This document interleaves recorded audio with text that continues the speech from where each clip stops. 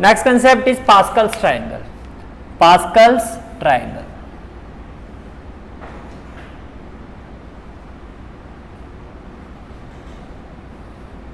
Pascal triangle समझने के लिए आपको सबसे पहले क्या करना है, देखो एक साइड में हम लिखेंगे इंडेक्स, क्या लिखेंगे, इंडेक्स, और एक साइड में हम लिखेंगे कोफिशिएंट्स, क्या लिखेंगे, कोफिशिएंट्स।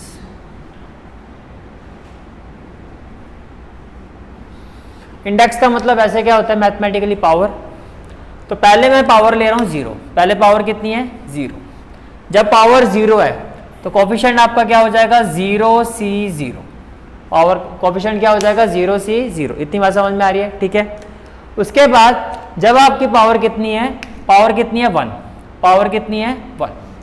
जब पावर 1 है तो ये वैल्यूएशंस कितना हो जाएगा आपका 1C0, 1C0 और 1C1। तो ये क्लियर हो गया, ठीक है। अब देखो हुआ क्या, 1 थी पावर, तो 1C0। बेसिकली आप बेस पे फोकस करो, 0 से लेके कहां तक जाओगे 1 तक। अब अगर मैं यहां पर अगर मैं पावर 2 कर देता हूं, कितनी कर देता हूं 2, तो अब क्या होगा, अपर पावर तो देखो 1 ही है, 0 पे अपर पावर कितनी थी 0, तो 2 पर क्या होगी 2, तो मैंने यहां लिखा 2, क्या लिखा 2। लेकिन बेस पावर अभी भी कहां से शुरू होगी 0, फिर 1, फिर 2।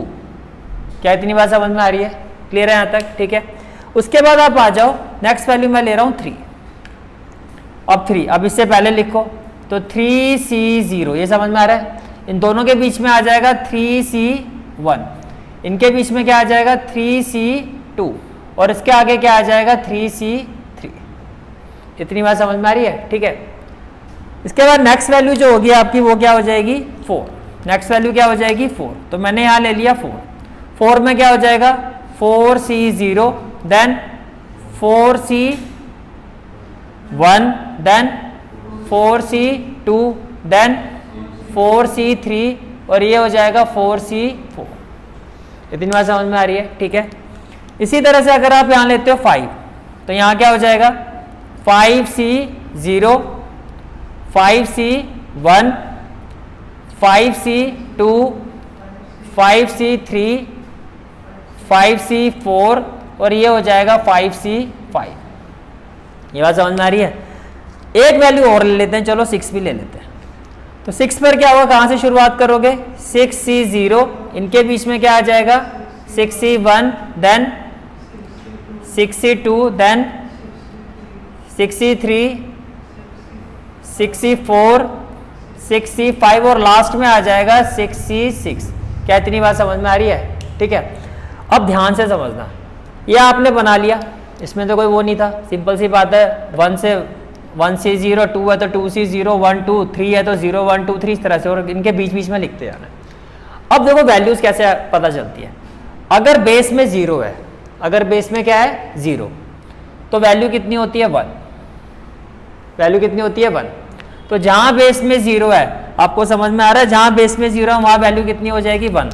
तो 1C0 की वैल्यू भी क्या हो जाएगी 1, 2C0 की वैल्यू भी 1, 3C0 की वैल्यू भी 1, 4C0 की वैल्यू भी 1, 5C0 की वैल्यू भी 1, और 6C0 की वैल्यू भी 1। इतनी बात समझ में आ रही है कि अगर बेस में 0 होगा तो वैल्यू क्या होगी 1, ठीक है। उसके बाद आप ये देखो कि अगर बेस में वैल्यू क्या है, यानी कि बेस का मतलब समझ रहे हो ना, r, ऊपर क्या होता है n, नीचे क्या r। अगर r आपका 1 है तो जो n की वैल्यू होगी वही आंसर होगा। तो यहां पर n क्या है 1, तो मैं बोलूं यहां पे 1 आएगा।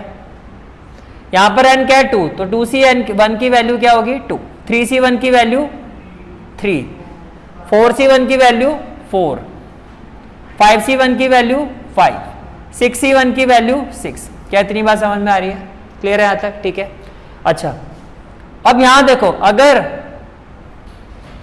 2C2 NCR is equal to NCN minus R, तो n माइनस R 2 माइनस 2 0, तो 2C0 की वैल्यू क्या थी आपकी 2C0 की वैल्यू 1, तो 2C2 की वैल्यू भी क्या होगी 1।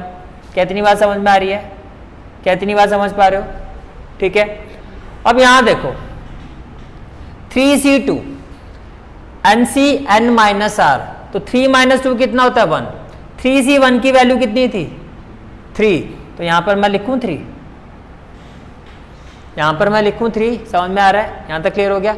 अच्छा दूसरी बात ये देखो, सिंपल सी बात है, अगर एन और आर की वैल्यू सेम है, चाहे आप यहाँ देखो चाहे यहाँ देखो चाहे यहाँ देखो, तो वैल्यू हमेशा किसके इक्वल होती है, 1 के।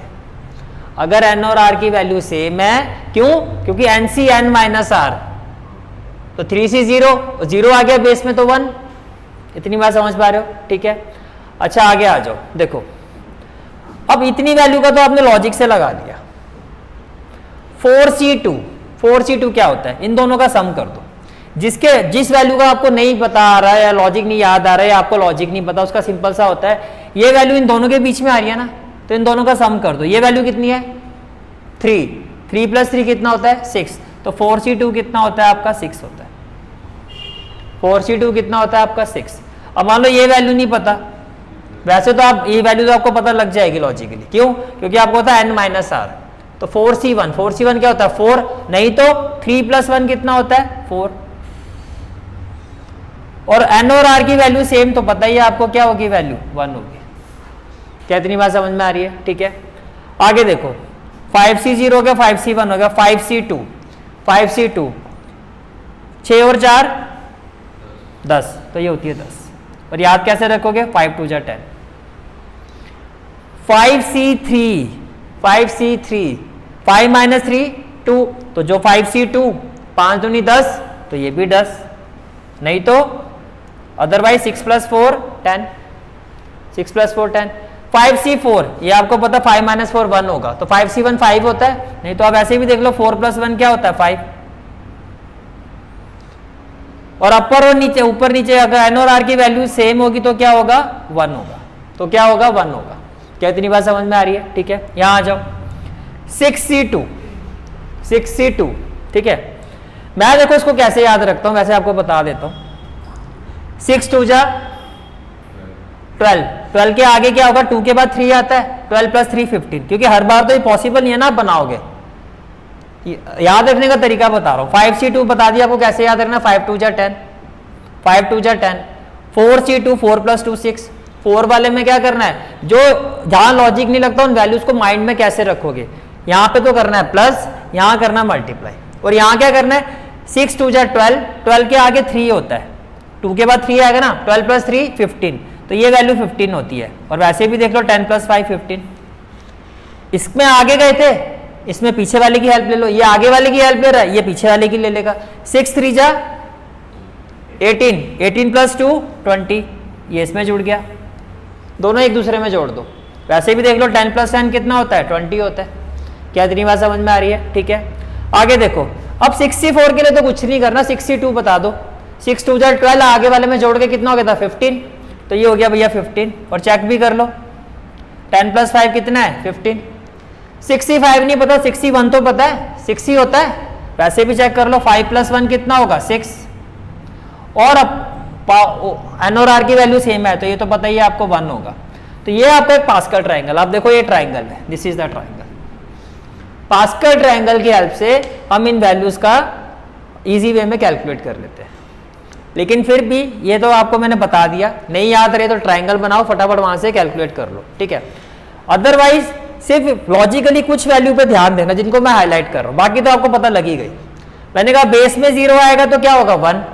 मैंने कहा बेस में 1 होगा तो जो n की वैल्यू होगी वही होगा, ये भी समझ में आ गया। मैंने आपको ये भी कहा कि अगर n और r की वैल्यू सेम तो भी 1।